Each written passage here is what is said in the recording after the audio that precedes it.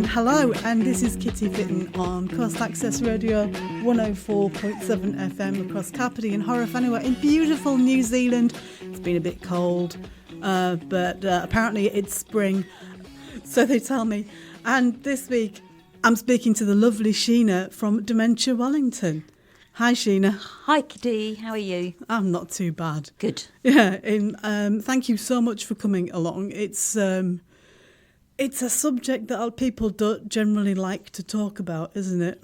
Yep, exactly. I think there's a lot of misunderstanding about it, and a lot of fear, so people don't like to talk about it. You're right. Yeah. So what's your role with Dementia Wellington? Who are you, Sheena? What do you do? I'm what you would call a dementia advisor. So I am really a resource for people who are concerned about their memory or thinking or have a new diagnosis and want to know a little bit more about the condition. Also, I'm there to support people who support someone with dementia. We provide social outlets for people and also work to raise awareness in the community about brain health. Right. Yep. So that sounds like it's quite a lot. It is a lot.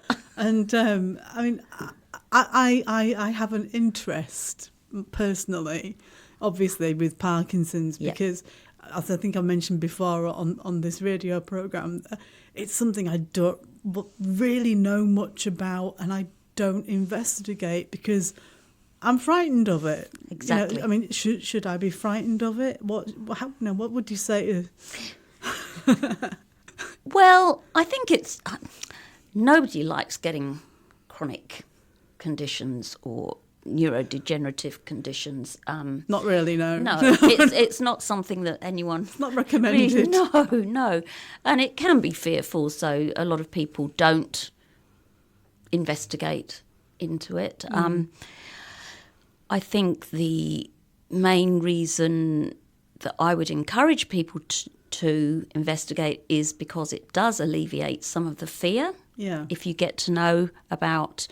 Knowledge is power, basically, is what I would say. And understanding about it will help you and also the people around you. The earlier you know about symptoms, the easier you can get support around them, and also good old research. People can partake in research, so that's giving something around it as well. Yeah, I know that when they told me I had Parkinson's, I was like, I went home and basically went, I don't know what this is. Mm-hmm. And, again, with dementia, and I guess what I'm trying to say is when I found out I had Parkinson's, somebody came to my house, which was wonderful, and basically said, hey, your life is not over. So I guess that's the same with dementia. Exactly, yes. So that's one of the main tasks we have for people with an early diagnosis, but right the way through really is to look at, okay, what are you doing? Carry on doing it. What can we put in place to help you to continue to do it? Do you need any extra supports at the moment? So really is, okay, let's see how much we can help you. Because there is a lot of support for people, isn't there? And lots Absolutely. of things. I mean, you mentioned like looking out for symptoms and things. What kind of things should people look out for, or what kind of thing? How do you know if you... It sounds awful, doesn't it? Yeah. But how do you know? Because people... I've got a family member at the moment who does not know that they have dementia. Yep. Or maybe they do. I actually said I won't out them on the radio, but I said to another person in my circle, let's say, I said, I think they probably could be aware, but they don't want to admit it. Yep. And they repeat themselves a lot. Yeah. And I mean, I don't quite know what to do about that or how to help them or... So our recommendation is always if family, friends or person themselves notice that there's any changes, to go and get a diagnosis from the GP if you possibly can, because there are lots of different causes for changes in memory or thinking. Could be vitamin, mineral deficiencies through to stroke, anxiety, grief. Lots of different things can affect that. But the main symptoms that people are aware of is changes in memory, and that's short-term memory usually. Sometimes it's finding words, so being able to find the right words, or sometimes people appear to be sort of not really understanding what you're saying. Yeah. So, but that's really Alzheimer's, the most common dementia, but there's about 100 different types of dementia. Gosh. 4 main ones. So, and all of them have slightly different symptoms, so it's very difficult to say. So there are lots of different types of dementia then? Yeah. And, right. Okay. Yeah. The person that I'm thinking of is quite elderly. Yep. And they do forget things that they have been told recently. Yep. And we were out recently, and they told my daughter the same story about 4 times, but thankfully my daughter just sat and nodded and smiled. Yep. And she did say a word. Yep. And she said later on, do they know they're doing it? And I said, no. I said, but they're happy, and that's what counts. That's right. And I think if the people around someone who has a dementia understands, it makes life a lot easier for the person who has the condition. You don't need to be being told that, no, you've not got that right, you've said that already. Don't need to know Don't that. correct them. No, just carry on with the conversation. Yeah. Go to their reality and come back. Yeah, there's another person who has suggested that, they make their world a bit safer, shall we say, remove some things. And we've kind of gone, oh, that would maybe upset them because it would make them feel less independent or less, I don't know. It's hard. I think it's so individual. It affects people so differently. You really need to know the person before you can start adapting. So family members probably do. And then if they get the support from other people so they can understand what's important, then the support can go around. If I was worried about someone tripping over mats and lots of clutter, I might say, yes, that needs clearing up. But a family member may know the history of where that rug's come from or what all that clutter's about. So it's working as a partnership, really, along with the person, obviously, has the condition. So you mentioned Alzheimer's is a form of dementia. I wasn't aware that Alzheimer's was a form of dementia. I mean, I understand that Alzheimer's, is something that affects the mind. Yep. But, I didn't know that I fell under the same. Oh, okay. I can do my umbrella analogy. So dementia is an umbrella term for conditions that affect memory and thinking. And so there's a number of conditions that cause the dementia, memory and thinking symptoms. Okay. And Alzheimer's is the most common condition that causes the dementia. Right. Then we've got vascular dementia, Lewy bodies dementia. Oh, I've heard of that too. And frontotemporal dementias, but there's a various number of frontotemporal dementias as well. So, there's conditions that cause dementia. Right. So if you're diagnosed with Alzheimer's, you have Alzheimer's, and it's the cause of your dementia. So what kind of things would you say people should...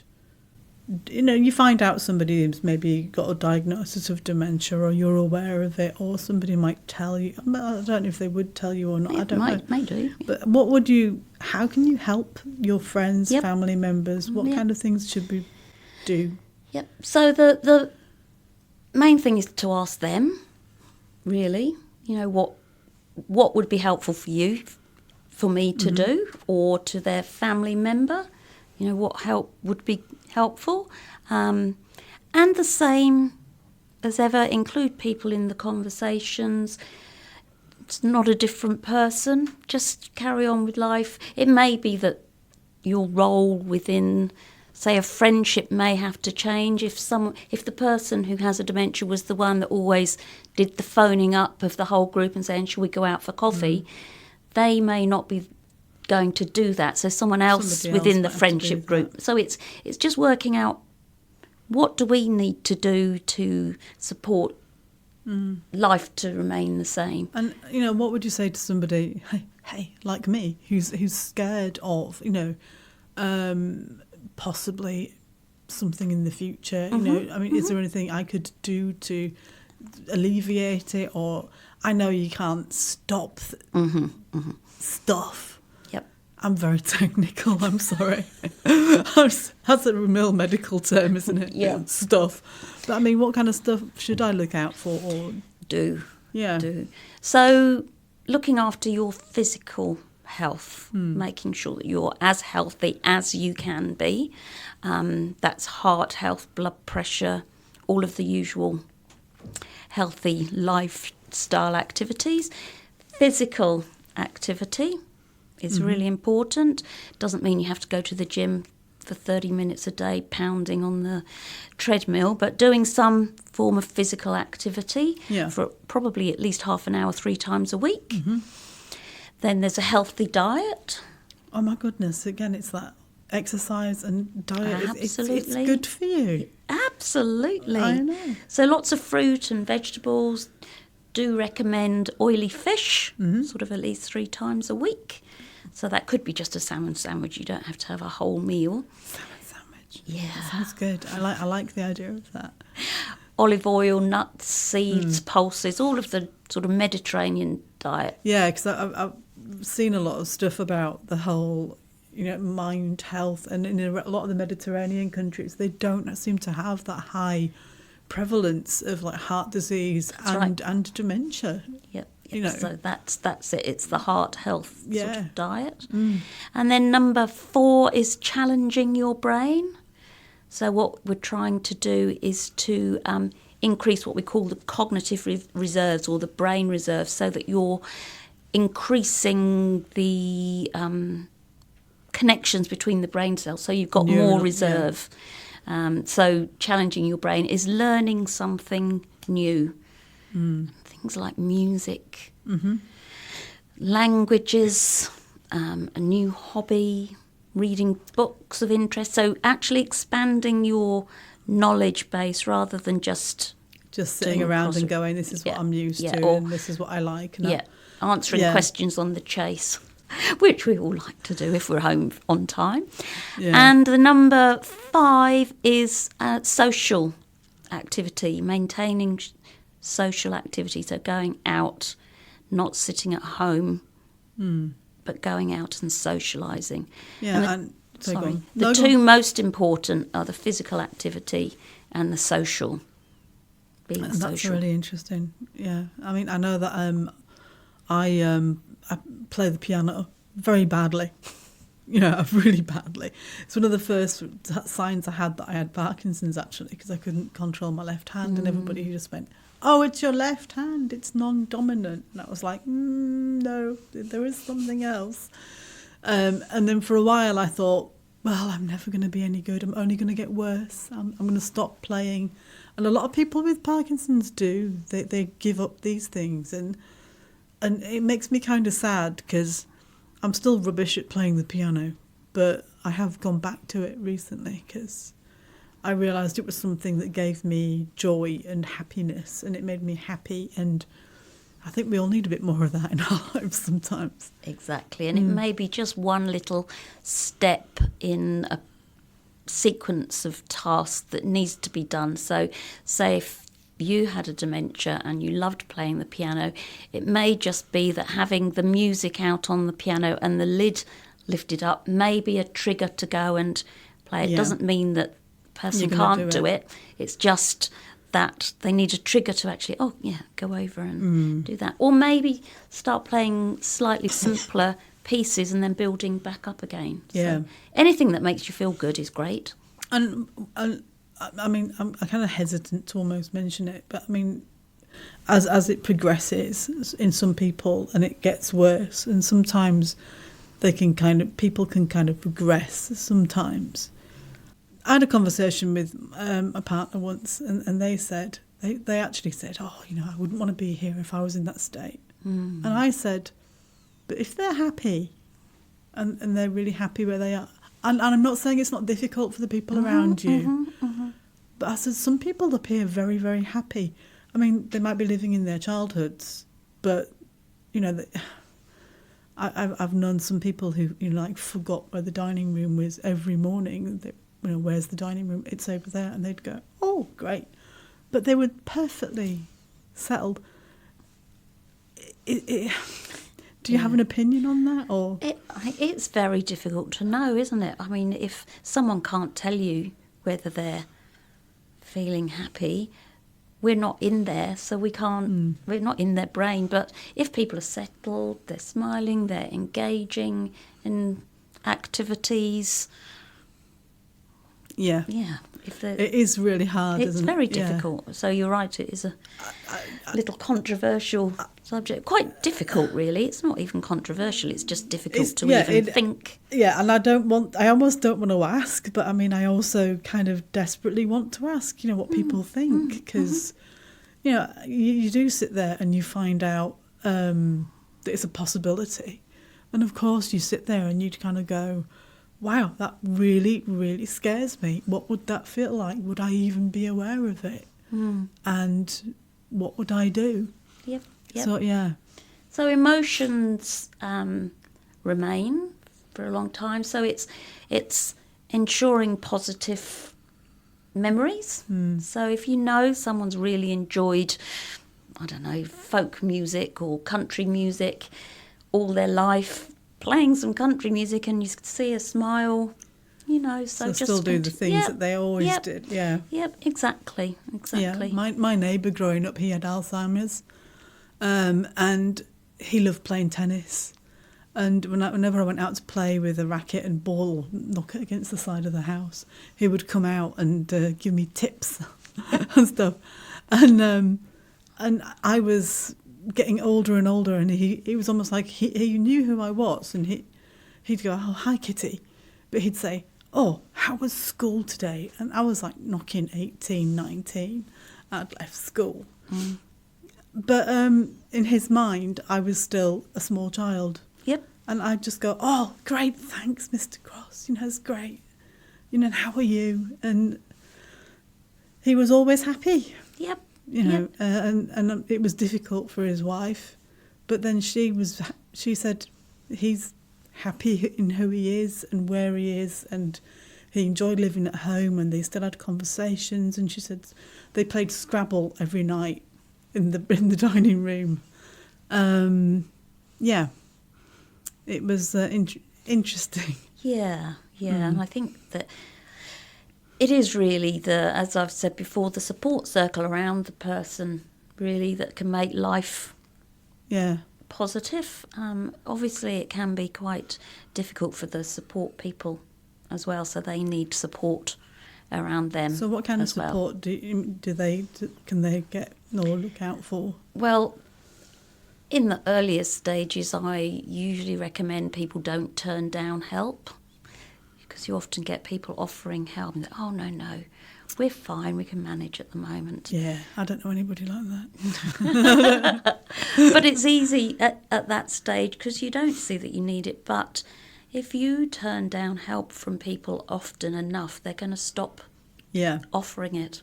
So I always say have a little list of things that would be great. So it could be things like, give me a ring on a Thursday evening or something like that. Just really, really simple stuff. So that maintaining that social circle. It's little things, isn't it? Just little things, so that you've got people around you that you can sort of talk to or say, oh, could you come and sit in for half an hour? I've got to go and have my hair cut or...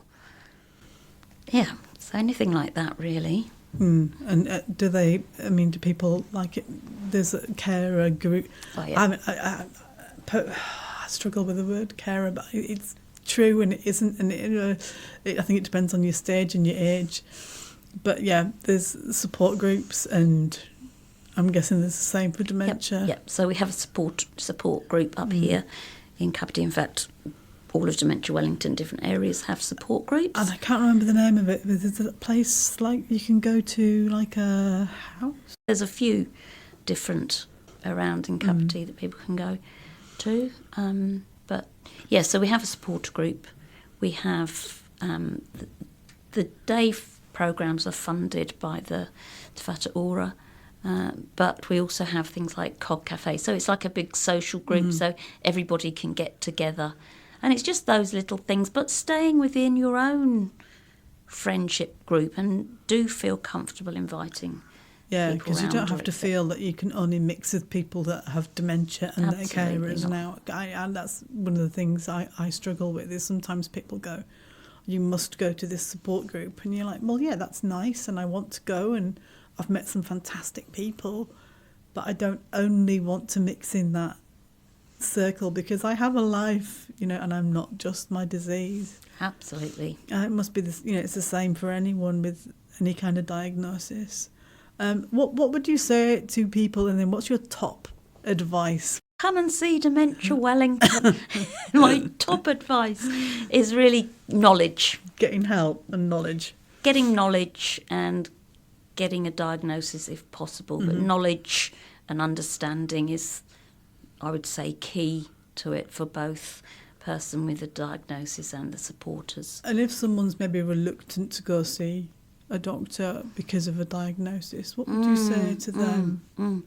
Well, it's usually that there are lots of different reasons for your brain not to be working well, and it's good to understand why, because there may be treatable causes. So it could be something that you could reverse. Absolutely. So getting a diagnosis, you don't want to be worried sitting at home thinking you've got dementia and not go to the doctor when you've actually got something that could be reversible. So that's my number one tip, is actually get to see the doctor and then contact Dementia Wellington. And any advice for people if they find out their friends or loved ones have dementia, or what advice would you give to them? Again, it's being tactful around it, because obviously it can be, if it's someone's quite scared and noticing themselves, but again, you need to really go and get assessed and get a diagnosis, as I said, because it could be something else. But they can contact any of the dementia or Alzheimer's organisations and get advice. They can also go to the GP surgeries, because there are forms that they can fill in to hand over to the GPs, just so that the GP has a little bit of a family perspective. Right. So is then it something the next that runs in the family then? There's a very, very rare type of dementia that is what they call familial, but that is very, very rare. Extremely rare. Yeah, and that's seen in family trees, sort of sisters, aunties, uncles, grandmothers. So it's a 50-50 genetic variant thing. But other than that, there are some other genetic changes that increase your risk slightly. And so that may be where you see it in the family, but it doesn't. It's not inevitable that you're going to get dementia because of that genetic change. And doing all of those activities that I spoke about before, about diet and physical act, you can actually reduce your risk as well. So is there anything that I've not asked you about because I'm woefully ignorant when it comes to dementia? I mean, what should I? Is anything else that I should know? I think knowing, if you know people who are in a situation where they have a dementia or they're supporting someone with a dementia, just staying in contact and offering your support and friendship, because it can become very lonely and isolating. So don't be afraid to reach out. To ask. And that's really, really important.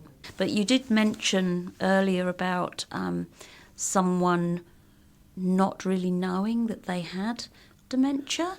There is a symptom that can cause that. So it's not always denial.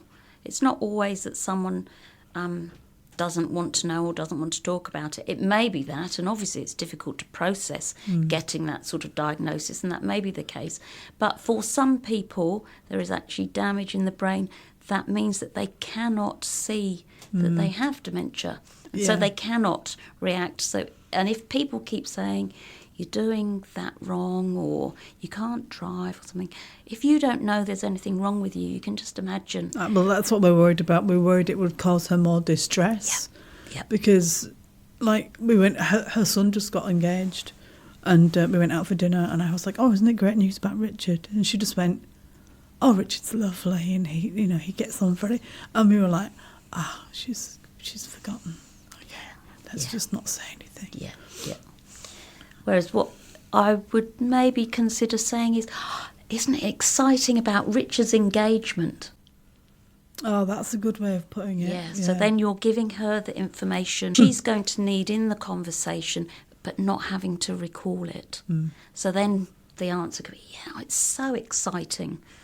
So you're giving her all the prompts up front for that conversation. Like that. So sometimes if you're asking a question of somebody and they may look like they maybe don't understand or get cross with you, and is it best to repeat the question, or should you try and press your question, or should you just leave it? You need to really make sure that you had someone's attention and that they realised you were talking to them first. Right, because sometimes people can appear to shut down and walk off. Is that because they don't care or haven't heard you, or may not have even realised you were talking to someone, because you really need to make sure you've got someone's attention and speak slowly and in simple questions, not great big long, can you go and do this and then pick that up and bring it back to me? That's too long. And should you try and get them to remember, like, who they were, maybe? Should you try and say, Sheena, don't you remember me? Or what would I do? Yep. So no, if you know someone's got dementia and you know that they're not going to be able to remember, don't ask the question, because all you're doing is setting up someone to fail. Right. So don't ask a question of someone with dementia if you know they can't So you answer think they it. might find it distressing? Yep. Could it make them worse? It can, because it can cause frustration and it can cause panic. So if you're asking, what did you have for lunch, for instance, it's lunch. Is it lunchtime? Have I had lunch? Why can't I remember what I had? So you start a cascade of what we call panic. Right. So then people get frustrated and can get angry. Or just as difficult is get withdrawn and don't want to actually talk.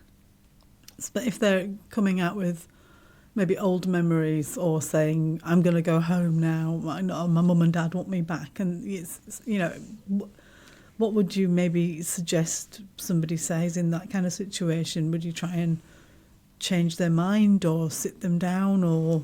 No, you go with the flow, go where they're at. So I want to go home, talking about, where's home? What does home look like? Oh, that's right, that was a great house, wasn't it? And where was your bedroom? And talk about home and get the picture of where they're at.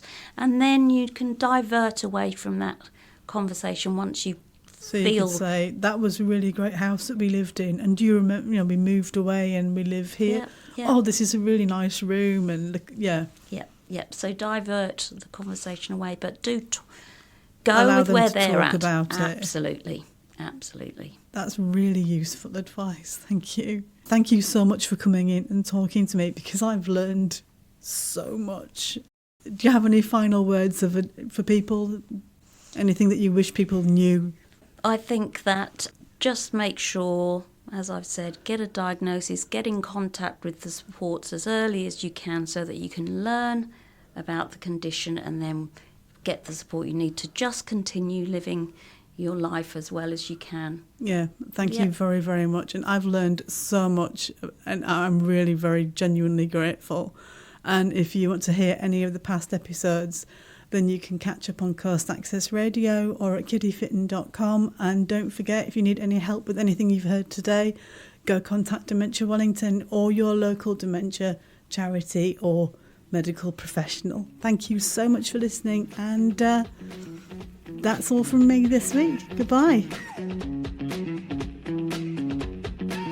This program was made with assistance from New Zealand On Air for radio broadcast and through the accessmedia.org.nz website. Thank you, New Zealand On Air.